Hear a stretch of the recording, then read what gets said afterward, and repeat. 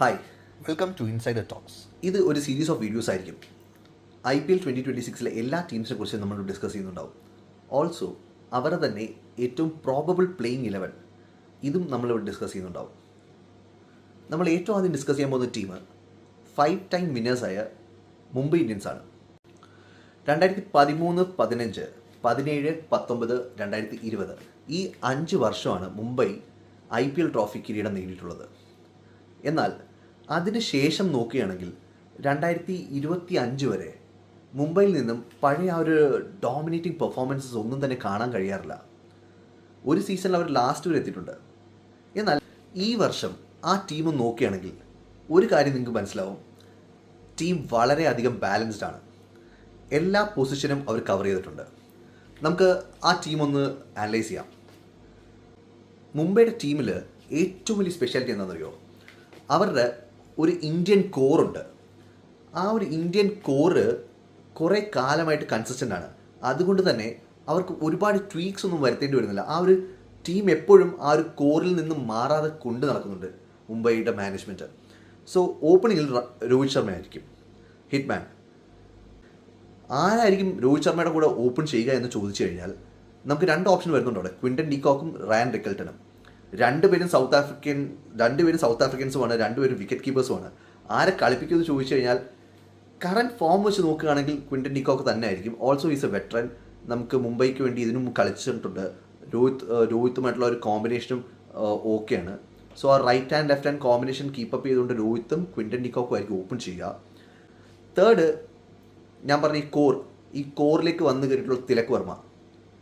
അപ്പോൾ തിലക് വർമ്മ കഴിഞ്ഞ കുറേ സീസണായിട്ട് മുംബൈയുടെ ഏറ്റവും മികച്ച പ്ലേയേഴ്സിലൊന്നാണ്. ആക്സിലറേറ്റ് ചെയ്യാനും എല്ലാ രീതിയിലും ഒരു നമ്പർ 3 സ്ലോട്ടിൽ ഇറങ്ങിക്കഴിഞ്ഞാൽ ഇന്നിങ്സ് കൊണ്ടുപോകാൻ തിലക്കിന് വളരെയധികം നല്ലൊരു കഴിവുണ്ട്. നമ്പർ 4 സൂര്യയുടെ മാത്രമായിരിക്കും. കാരണം മിഡിൽ ഓവേഴ്സിൽ ഇത്രയും നന്നായിട്ട് ആക്സിലറേറ്റ് ചെയ്യാൻ വേറെ ആർക്കും പറ്റില്ല. സ്പിൻ ബോളേഴ്സിനെ ടേക്ക് ഓൺ ചെയ്ത് റൺസ് സ്കോർ ചെയ്യാനും ഇത്രയും നല്ല ബാറ്റ്സ്മാൻ വേറെ ആരും ഉണ്ടാവില്ല. അപ്പോൾ നമ്പർ 4 എന്തായാലും സ്കൈ തന്നെ ആയിരിക്കും. നമ്പർ 5 ഇത്തവണ ഹർദിക് ആയിരിക്കും നമ്പർ 5. ഡെഫിനറ്റ്ലി ഹർദിക് ആയിരിക്കും നമ്പർ 5. ഇത്തവണ മുതൽ ഒരു മാറ്റം ഉണ്ടാവാൻ പോകുമെന്ന് എനിക്ക് തോന്നുന്നില്ല. കാരണം ഹർദിക് നമ്പർ 5 ഇനി മുതൽ ഇറങ്ങാൻ ചാൻസ് കൂടുന്നത് എന്തുകൊണ്ടാണെന്ന് വെച്ച് കഴിഞ്ഞാൽ 6ഉം 7ഉം ഫിനിഷ് ചെയ്യാനായിട്ട് ഇത്തവണ മുതൽ നമുക്ക് ഷെർഫെയിൻ റുദർഫോർഡും ഉണ്ടാവും മുംബൈക്ക്. വിൽ ജാക്സും ഉണ്ടാവും. വിൽ ജാക്സ് അത്യുഗ്രൻ ഫോമിലാണ്. ഷെർഫെയിൻ റുദർഫോർഡും അത്യുഗ്രൻ ഫോമിലാണ്. 2 പേരും കൂടിയായിരിക്കും അവസാനം ഫിനിഷ് ചെയ്യാൻ നിൽക്കുന്നത്. അപ്പോൾ ആ ഒരു ഇന്ത്യൻ കോർ നോക്കണം. രോഹിത് ശർമ്മ, തിലക് വർമ്മ, സൂര്യ, ഹർദിക്, ഈ 4 പേരുടെ ഒരു ഇന്ത്യൻ കോറുണ്ട് ടോപ്പ് ഓർഡറിൽ. അതിനുശേഷം വരുന്ന 2 അത്യുഗ്രൻ ഫോമിലുള്ള ഫിനിഷേഴ്സ്, ഷെർഫെയിൻ റുദർഫോർഡും വിൽ ജാക്സും. ഇനി ഓൾറൗണ്ടേഴ്സ് നോക്കുമ്പോൾ Will Jacks off spin, Sherfane Rutherford right arm medium. ഇതിനകത്ത് ജയവ്രന്ദ്ര കഴിഞ്ഞ പ്രസ് കോൺഫറൻസിൽ പറഞ്ഞ സംഭവമുണ്ട്, തിലക് വർമ്മ ഓഫ് സ്പിൻ എറിയാൻ തുടങ്ങുന്നുണ്ടെന്ന്. പക്ഷേ എനിക്ക് തോന്നുന്നില്ല തിലക് വർമ്മ ഈ സീസണിൽ അത്രയും പ്രൊളിഫിക് ആയിട്ട് എറിയാൻ പോകുന്നുണ്ടെന്ന്. അതുകൊണ്ട് തന്നെ വിൽ ജാക്സ് മാത്രമായിരിക്കും ഇവരുടെ ഓഫ് സ്പിന്നർ. പിന്നെ മുംബൈക്ക് വേണ്ടത് ഒരു റിസ്റ്റിയാണ്. മയങ്ക് മർക്കൻ്റെ ആയിരിക്കും അവരുടെ റിസ്റ്റ് സ്പിന്നർ. പിന്നെ നമുക്ക് പേസ് ഡിവിഷനിലേക്ക് കിടക്കുമ്പോൾ പേസ് അറ്റാക്ക് ഹെഡ് ചെയ്യാൻ പോകുന്നത് ബുംറ ആയിരിക്കും ഹെഡ് ചെയ്യാൻ പോകുന്നത്. പക്ഷേ ന്യൂ ബോൾ എടുക്കാൻ പോകുന്നത് ദീപക് ചഹാറും ബോൾട്ടും ആയിരിക്കും. ദീപക് ചഹാറും ബോൾട്ടും ന്യൂ ബോൾ എടുക്കും. ബുംറ ഒരു പവർ പ്ലെയർ 5th ഓവറോ 6th ഓവറോ വല്ലതും എറിഞ്ഞിട്ട് സ്റ്റാർട്ട് ചെയ്യുന്നതായിരിക്കും രീതി.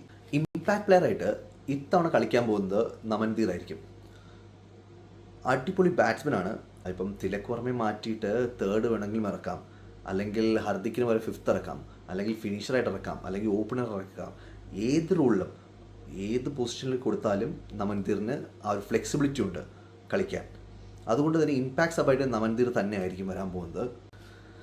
ഫൈനൽ 4 ടീമിൽ അല്ലെങ്കിൽ ക്വാളിഫൈസ് കളിക്കുമ്പോൾ 4 ടീമിൽ ഒരു ടീം മുംബൈ ആയിരിക്കുമെന്ന് എനിക്ക് നല്ല വിശ്വാസമുണ്ട്.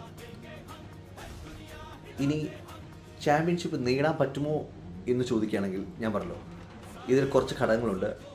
പിന്നെ ഒരു മോശം ദിവസം മാത്രം മതി ചാമ്പ്യൻഷിപ്പ് നേടാതെ പോകാൻ. അപ്പോൾ അതിനെക്കുറിച്ച് ഞാൻ പറയുന്നത്. ബട്ട് ക്വാളിഫയേഴ്സ് ഉറപ്പായിട്ടും മുംബൈ എത്തിയിരിക്കും ഇത്തവണ. ഹർദിക്കിൻ്റെ പെർഫോമൻസ് മോസ്റ്റ് വൈറ്റൽ. ഞാൻ ഈ പറഞ്ഞതിനോട് നിങ്ങൾക്ക് എന്തെങ്കിലും വിയോജിപ്പുണ്ടെങ്കിൽ താഴെ കമൻ്റായിട്ട് രേഖപ്പെടുത്താം. അടുത്തത് ഞാൻ ഏത് ടീമിൻ്റെ വീഡിയോ ചെയ്യണം അല്ലെങ്കിൽ ഏത് ടീമിൻ്റെ പ്രോബബിൾ 11 ഡിസ്കസ് ചെയ്യണമെന്ന് താഴെ കമൻറ്റ് ചെയ്യാം. ഞാൻ ആ വീഡിയോയുടെ തിരിച്ചു വരുന്നതായിരിക്കും. ബൈ.